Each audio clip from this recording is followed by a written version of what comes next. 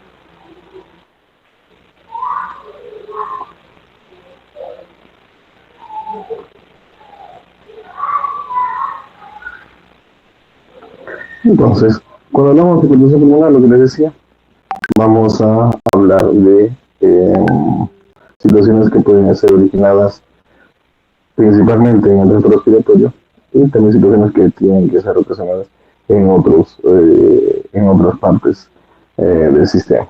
¿Ya? Entonces, hablamos de una hipertensión pulmonar, ya sea primaria. Primaria significa que está relacionada a patología respiratoria específicamente, o también llamada idiopática, ¿no? Las cuales pueden ser constituidas por las causas que ustedes están manifestando, están pudiendo ver en la pantalla. Mientras que la hipertensión pulmonar secundaria, ¿por qué se llama secundaria? Porque eh, va a ser aquel tipo de hipertensión pulmonar que va a estar ocasionada, ¿verdad?, por eh, factores externos al lecho vascular pulmonar. Pueden ser, como están acá, patologías respiratorias, infecciosas o estructurales, pero fundamentalmente patologías cardíacas. Entonces, es a eso a lo que se refiere. Esos son los principales agentes causales de la uh, hipertensión pulmonar.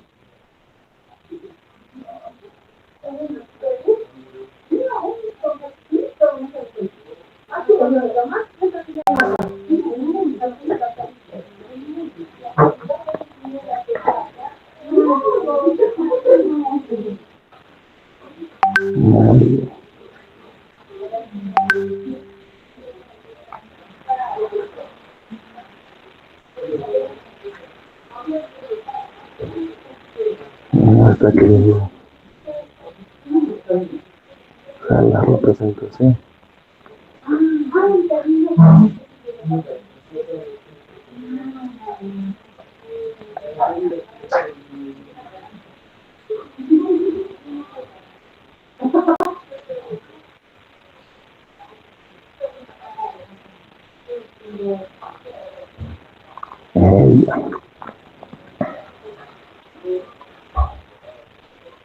Uh -huh.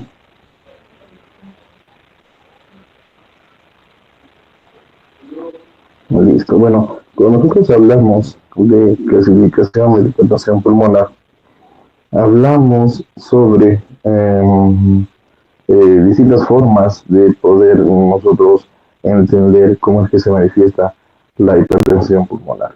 ¿Ya? Entonces, por ejemplo, podemos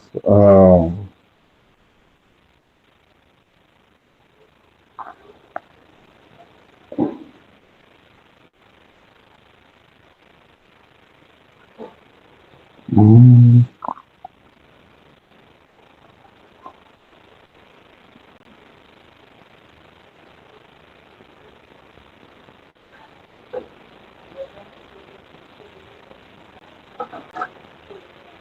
a ver.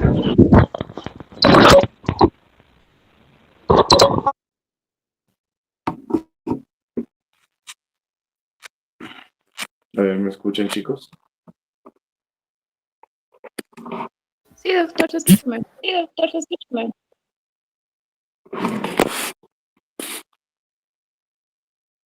No sé si es el internet, porque no quiere correr la presentación.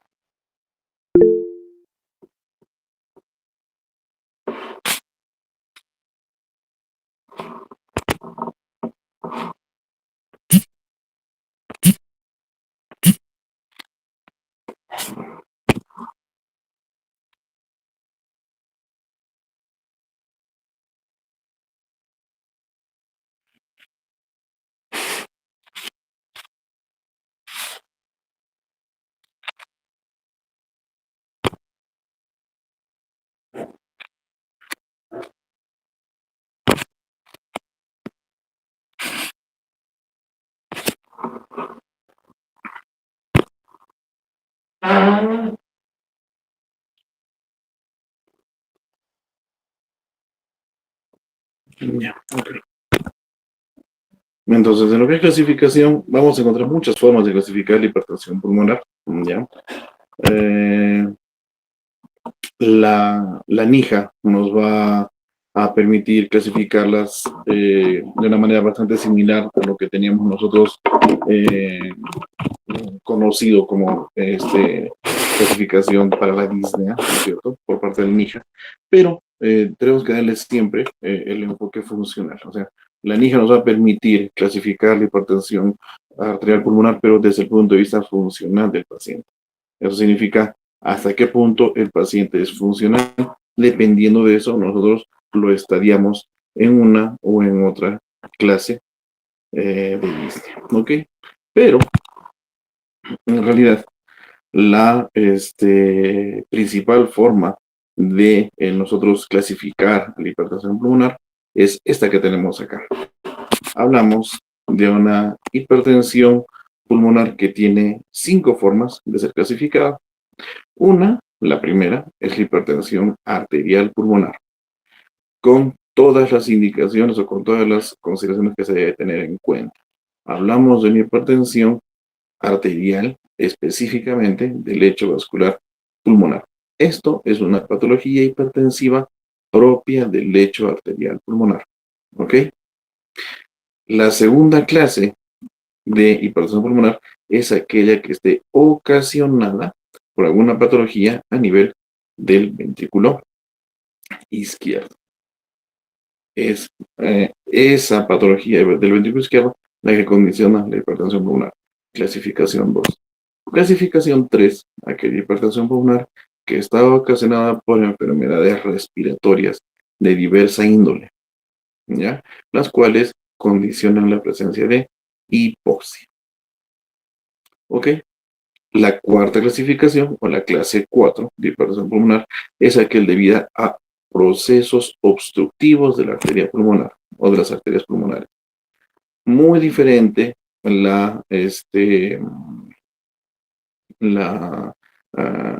causalidad o el factor etiológico, muy diferente el de la clase 4 con el de la clase 1, ¿sí? En la clase 1 nosotros no hablamos de ningún tipo de trastorno obstructivo de las arterias pulmonares. En cambio, en la clasificación 4 sí. La clase 4 está específicamente relacionada a obstrucción de las arterias pulmonares. Y la clase 5 es aquella que es multifactorial, ¿ya? Que escapa a la clasificación en las anteriores, escapa a cualquier factor causal de las anteriores clasificaciones y considera pues otro tipo de patologías que pueden estar relacionadas a este cuadro hipertensivo arterial. Patologías hematológicas, patologías sistémicas o inmunes, pueden haber defectos de almacenamiento, incluso cuadros inflamatorios como la mediastinitis, cuadros de falla renal, etcétera, etcétera. Entonces nosotros tenemos que tomar en cuenta esa situación. ¿Ok? Muy bien.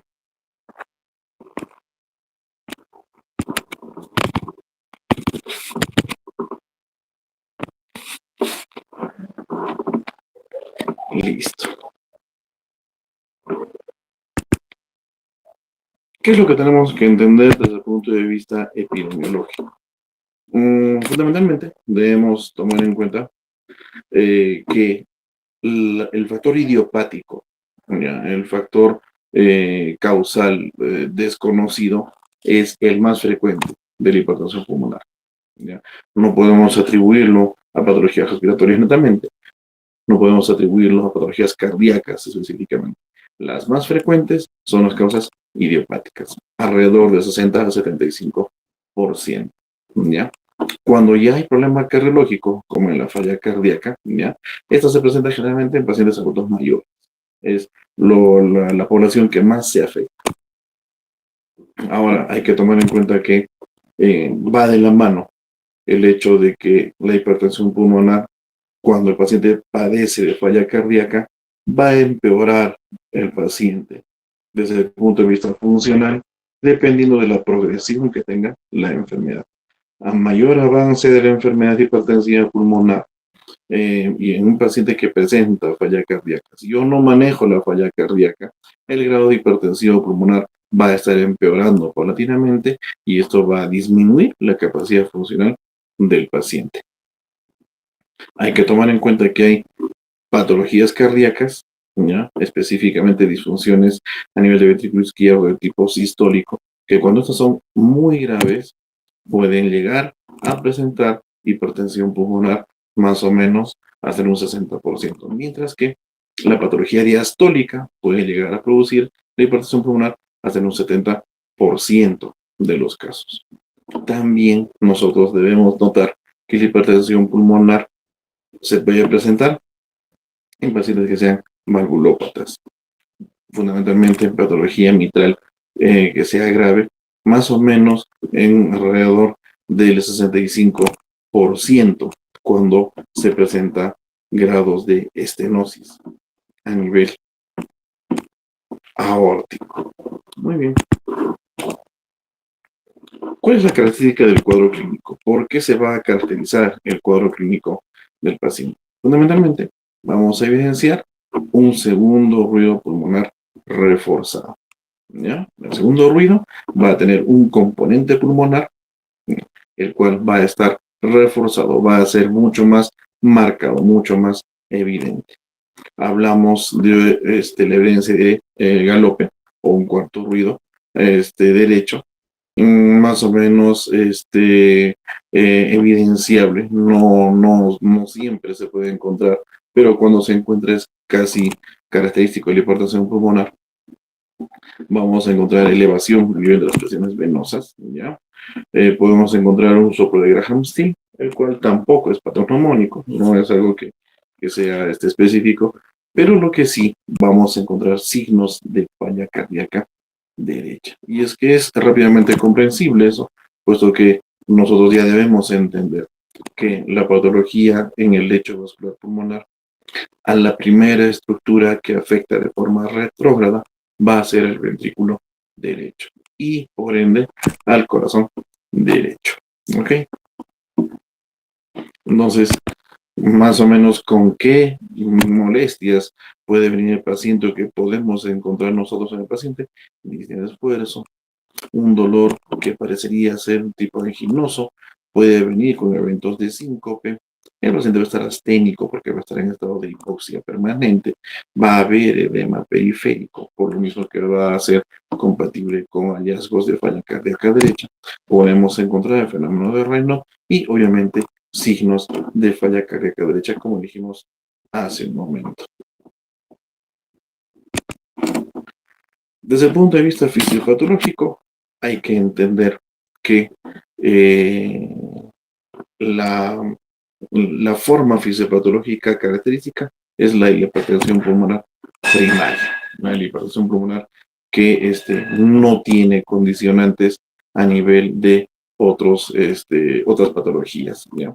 En la cual van a ver la adición de dos situaciones fundamentales: predisposición genética, todo lo que englobe factor genético condicionante en el paciente, antecedentes familiares, etcétera, etcétera, y la presencia de factores de riesgo, ¿ya? Como la presencia de infecciones por VIH, hipoxia, estados protrombóticos, procesos inflamatorios, ¿ya? La suma de estos factores, la suma de ambos factores, lo que va a producir inicialmente es daño vascular. Y una vez más les repito, todo estado hipertensivo, ya sea arterial o sea pulmonar, inicia siempre con un proceso de daño o disfunción endotelial. Y esta no es la excepción. Va a haber proliferación y disfunción endotelial. Esta injuria, este daño a nivel del endotelio vascular, va a condicionar tres situaciones importantes.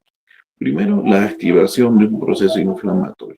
Toda la cascada inflamatoria se va a activar junto con la activación plaquetaria, ¿ya? Con aumento de citoquinas, elevación del nivel de las serotoninas, los factores de crecimiento, proteínas de vasoactivo, etcétera, etcétera, etcétera. Siguiente, vamos a encontrar también una falta de control, una falta de balance o un desbalance, si se puede llamar, de lo que es sustancias vasoconstrictoras y sustancias vasodilatadoras. ¿Y cómo se va a dar esto?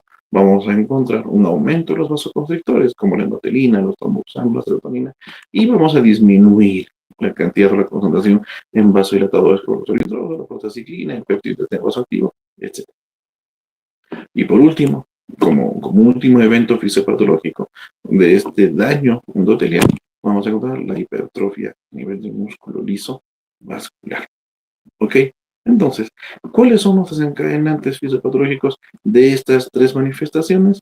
La presencia de estados protrombóticos y también por los procesos inflamatorios va a haber vasoconstricción y proliferación endotelial y por último, remodelado vascular pulmonar. ¿Ya? Este remodelado vascular va a ser lo que va a condicionar la presencia del estado hipertensivo permanente.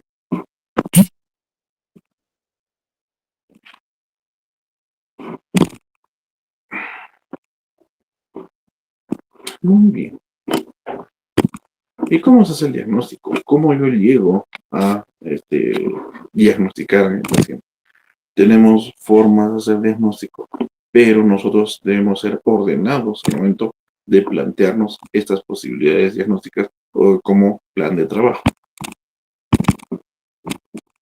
Primero, debemos entender que debemos haber previamente redactado una buena historia clínica, habiendo hecho una valoración adecuada de lo que son los síntomas y los signos y haciendo un adecuado screening de los hallazgos incidentales que se puedan dar. Segundo, si yo estoy hablando de una posibilidad de un estado hipertensivo pulmonar, debo sospechar que hay patología cardíaca derecha que ya puede estarse manifestando. Entonces, para eso debo pedir primero un electrocardiograma. Luego, si estoy pensando en un estado hipertensivo pulmonar, debo evidenciar alteración a nivel de la vasculatura. Para eso me va a servir la radiografía de tórax. Y para determinar cuál es el grado de daño a nivel del corazón derecho, mi ecocardiograma como segundo paso. Tercer paso, todo lo que tenga que ver con laboratorio, análisis tiroideos, pruebas respiratorias, un encefalograma para ver el cociente de ventilación-perfusión, imágenes como la angioTAC, la tomografía o la angiografía pulmonar, etc. Y por último, determinar la presencia de algún proceso infeccioso que se puede estar dando, como infecciones virales, la presencia de cuadros autoinmunes para ver el estudio con autoanticuerpos, ecografías abdominales, pruebas de esfuerzo también, como las pruebas de caminata, eh, procesos o estudios hemodinámicos basados fundamentalmente en la realización de cateterismo cardíaco también, etcétera, etcétera. Entonces, debemos seguir ese orden. Entonces, por ejemplo, lo primero que vamos a utilizar va a ser nuestra radiografía de tórax, ¿ya? En la cual nosotros vamos a encontrar hallazgos de hipertensión pulmonar que básicamente van a condicionar, por ejemplo, un refuerzo para iliar. Nosotros debemos buscar en nuestro paciente refuerzo a nivel de los ilios pulmonares, por donde ingresan los vasos sanguíneos a ambos pulmones. Debemos encontrar una imagen mucho más resaltada de estos vasos a este nivel, por eso se llama refuerzo parailiar. Luego debemos encontrar en la silueta cardíaca alguna alteración que esté relacionada a la arteria pulmonar. Nosotros ya debemos entender que la silueta del lado izquierdo, perdón, la silueta cardíaca del lado izquierdo, comienza en la parte superior con el botón aórtico. Y por debajo de este vendría una pequeña concavidad que correspondería al cono de la pulmonar, pero en caso de hipertensión pulmonar, este cono se encuentra abovedado, se encuentra como una joroba acá, que el grado de abovedamiento que se vaya a presentar tiene casi una relación directa con el grado de hipertensión pulmonar que presenta el paciente. Y añadido a eso, también, como ustedes pueden ver en la imagen, la presencia de aumento en la vasculatura evidente en campos pulmonares, pero de orientación cefálica. Me refiero al tercio superior de ambos campos pulmonares. Hay vasos, hay tractos vasculares que se pueden evidenciar y eso pues no debería ser, porque lo normal es que la vasculatura pulmonar se puede evidenciar por lo menos en los tercios inferiores, de repente en la mitad inferior, pero no debería haber tan marcada la vasculatura pulmonar a nivel de los tercios superiores. Entonces, tomar en cuenta esa situación. Listo, entonces, otra cosa que tenemos que nos ayuda a determinar la presencia de hipertensión pulmonar a nivel ya también del trazado electrocardiográfico es la presencia de ondas P, ¿ya?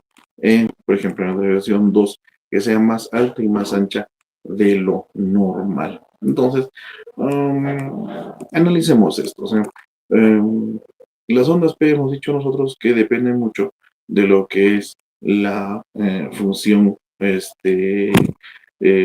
eléctrica de las aurículas, tanto de la aurícula izquierda como de la aurícula derecha. Habíamos mencionado nosotros que el primer componente de la onda P corresponde a la aurícula derecha, mientras que el segundo componente corresponde a la aurícula izquierda.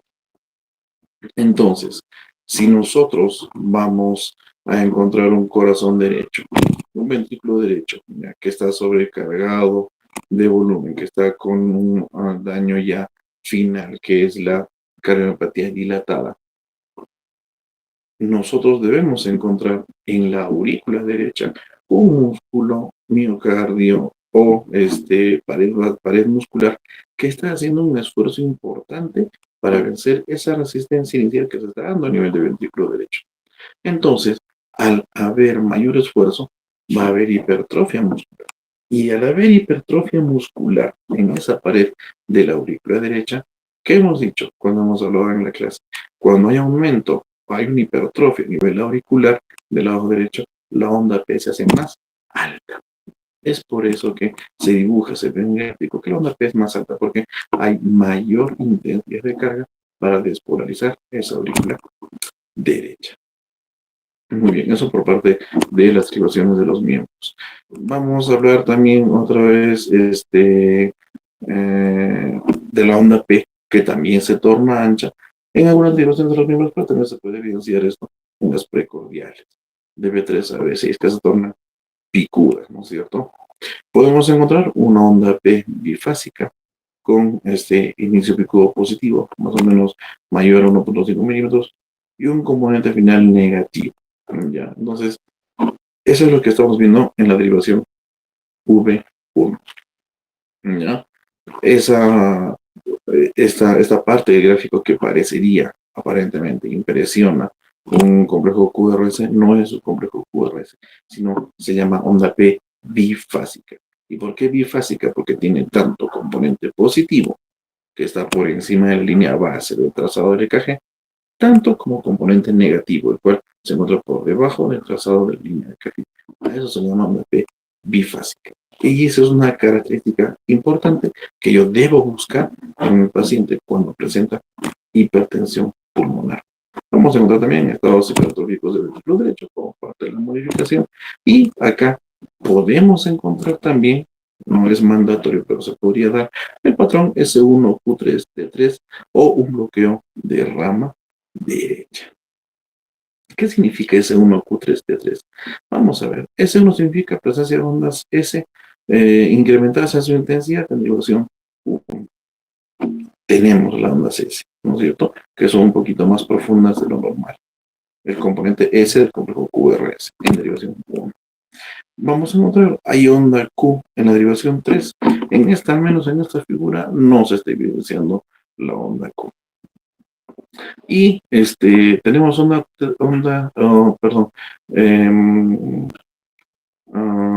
T negativa en T3, tampoco se está evidenciando acá. Pero lo que sí, de repente, el bloqueo de rama derecha se podría estar condicionando por el ensanchamiento del complejo QRS. Como les digo, puede, como no puede darse la presencia de este patrón S1Q3T3. Cuando nosotros ya hacemos un estudio ecocardiográfico, vamos a darnos cuenta cuáles son las alteraciones que se van a dar. Entonces, en una hipertensión pulmonar, hemos dicho que va a haber varios cambios a nivel estructural en el ventrículo derecho que van a ir, por desgracia, en perjuicio del ventrículo izquierdo. Entonces, este ventrículo derecho va a empezar a hipertrofiarse. El hecho de hipertrofiarse hace que se desplace el septo hacia el ventrículo izquierdo, disminuyendo la capacidad de diástole del ventrículo izquierdo y condicionando ya un inicio de falla también en el corazón izquierdo. Como ustedes pueden ver, el ventrículo derecho en ambas imágenes está mucho más grande, es una cavidad mucho más amplia que la del ventrículo izquierdo, ¿ya? Y el septo está desplazado hacia la izquierda, comprimiendo el ventrículo izquierdo y quitándole la posibilidad de recibir de la aurícula izquierda un volumen de sangre adecuado.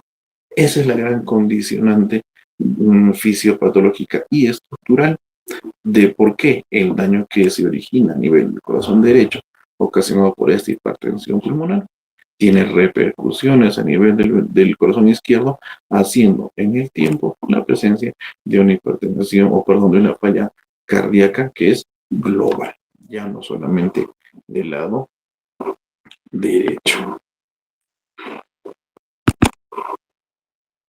Y como un flujo que nosotros vayamos a tomar en cuenta para lo que es el diagnóstico de hipertensión pulmonar, la primera opción que nosotros tenemos para determinar si nuestra sospecha es adecuada o inadecuada sobre la presencia de este cuadro hipertensivo pulmonar es un ecocardiograma. ¿Ya? Si nosotros encontramos hallazgos compatibles con estados hipertensivos pulmonares, básicamente tendríamos que buscar falla cardíaca del lado izquierdo que explique la hipertensión pulmonar. ¿Ya? ¿Por qué del lado izquierdo? Porque el estado de hipertensión pulmonar vamos a estarlo atribuyendo a una falla cardíaca de este lado por, de repente, hipertrofias auriculares izquierdas o cardiomiopatías dilatadas, etc. Entonces, si nosotros encontramos patología del corazón izquierdo que justifique la hipertensión pulmonar, hablamos de una hipertensión pulmonar debido a cardiopatía izquierda. Y eso, recuerden, la clasificación es la clasificación de la hipertensión pulmonar tipo 2. Si yo no encuentro falla cardíaca del lado izquierdo que justifique la hipertensión pulmonar, debo entonces complementar mis estudios con un test de función pulmonar, polisonografías, gammagrafías, estudiar estados infecciosos virales como la ELISA para el VIH, pruebas de función hepática, etcétera, etcétera, todo lo que me condicione la presencia de la posibilidad de otro cuadro hipertensivo. Y al no encontrar de repente alguna causa subyacente para la hipertensión pulmonar, podemos hablar de una hipertensión arterial idiopática, ¿ya? Si es que no se encuentra otro factor. Y para hacer la evaluación en sí, si yo ya estoy sospechando de una hipertensión arterial pulmonar o una hipertensión idiopática, tengo que hacer la evaluación mediante cateterismo. Regresamos al inicio de nuestro flujo. Si nosotros al realizar nuestro ecocardiograma no encontramos signos sugerentes de hipertensión pulmonar, entonces hay una baja sospecha de esto. ¿Sí? Hay una baja sospecha. Si todavía hay algunas dudas para la decisión del diagnóstico, podemos utilizar diagnósticos diferenciales. Significa patologías que sean muy parecidas o que presenten un cuadro parecido a un estado hipertensivo pulmonar. Y si definitivamente no voy a tener mayor patología en la cual sospechar, voy a volver a revisar mi diagnóstico una vez más y ampliaré mis estudios utilizando otro ecocardiograma un poco más específico, de repente un transesofágico y la realización de cateterismo cardíaco. Entonces, en resumidas cuentas, para determinar si mi paciente presenta estados hipertensivos pulmonares, debo primero entender o debo diferenciar si esta hipertensión pulmonar que está presentando mi paciente es una hipertensión tipo 1, o sea, una hipertensión arterial pulmonar, o es una hipertensión de otra clase, ya sea 2, 3, 4 o 5, que esté relacionada a otro tipo de patología. Si mi hipertensión pulmonar tengo fuertes sospechas de que es del tipo 1 o una clase 1, ¿ya? El cateterismo cardíaco viene a ser el gol estándar para determinar fehacientemente este diagnóstico. Pero si yo tengo todavía un cuadro clínico compatible, un estudio ecocardiográfico que no es concluyente, pero todavía tengo la sospecha, debo volver a hacer un ecocardiograma, pero la necesidad de un cateterismo cardíaco derecho también se evidencia en ese caso. Por ende, el gol estándar para el diagnóstico de la hipertensión pulmonar es el cateterismo cardíaco derecho. ¿Ok? Cateterismo cardíaco derecho. Espero que esté claro. Espero que se entienda. Muy bien. A ver.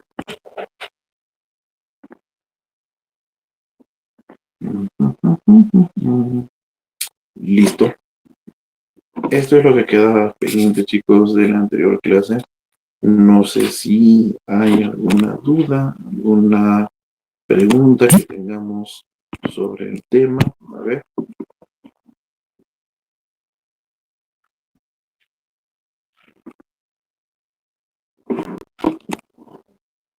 Ros, ¿se ha escuchado bien? ¿Todo? ¿Se ha entendido? Sí, doctor. Listo. ¿Alguien, chicos? ¿Alguien?